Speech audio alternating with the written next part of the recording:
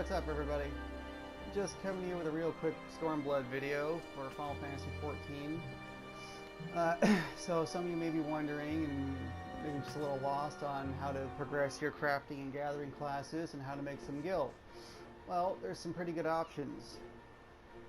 So first and foremost, I'd advise everybody to check out your daily Grand Company turn-ins. As you can see here, the icons with a star are in demand, so they give double EXP, which I'm about to show you.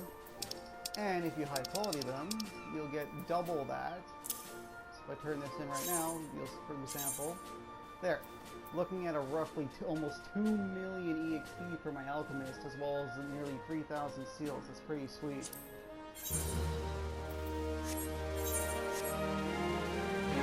Well, we go into the timers menu here and check out our custom deliveries.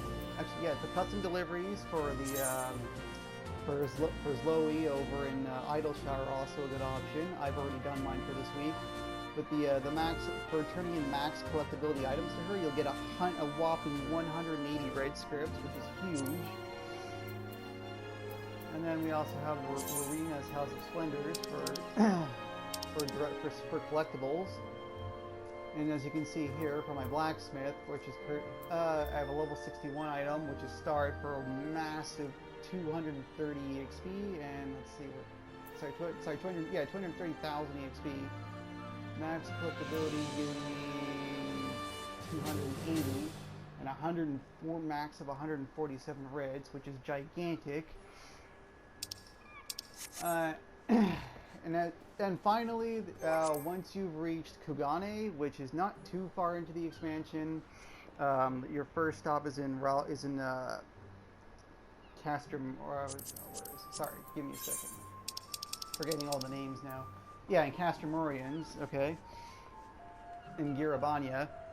So eventually you'll make your way to Ralger's Reach. You'll run around there for like a good, probably take you like an hour or so to get through all that. Honestly, it doesn't take too long. And then you'll come to the first dungeon, and once you clear that, you'll end up in Kugane. And then from there, you can go find the leave mate, and then do all the brand new field craft and trade craft leaves, which are also pretty good.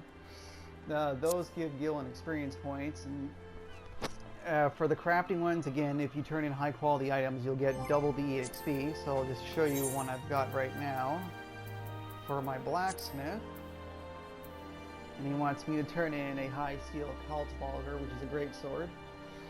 And so if I do that, and if I get an HQ, I'll get some gil, some copper nickel sand, which is nice for making high steel ingots and nuggets, and then about 900,000 EXP for my blacksmith, which again is like massive. And these crafts aren't even that hard. There is one thing, yeah, I should note for everybody, the new synths that they're asking for at level 61 can be pretty difficult, even though a lot of them are, let me just show you. So, these can all be fairly difficult if you're just starting at level 60. The instant you hit level 61, the difficulty drops dramatically. You'll have a much easier time. So you just kind of have to get over that initial hump. And once you're there, you can start churning these in for like ridiculous amounts of EXP and scripts. It's honestly really, really easy. Far easier than it was at the start of Heaven's Word to get your crafting and gathering up. And also, don't forget to do the class quests either, because that's how you get some of your new abilities. A few of them are automatic, but for instance, this new trait here, Quality Assurance, you have to do this individually for every single craft you get to level 63. There is a quest that unlocks at 63 for that respective craft that you have to do to get this perk. I haven't gotten it yet, but because I haven't hit 63 blacksmith. But yeah, it's just like, it's not that difficult, and that's an insane perk to have. I mean, having more good chances in your synths, especially if you're a specialist, it's just gonna make like your crafting life a hell of a lot easier.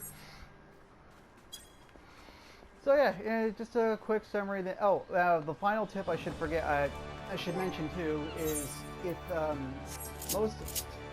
I'm just wearing this because I accidentally blew a bunch of scripts on blue tokens, and so I decided to buy a just to spice things up. But most of my crafts are stuck wearing one of the previous sets. So just the Carpenter.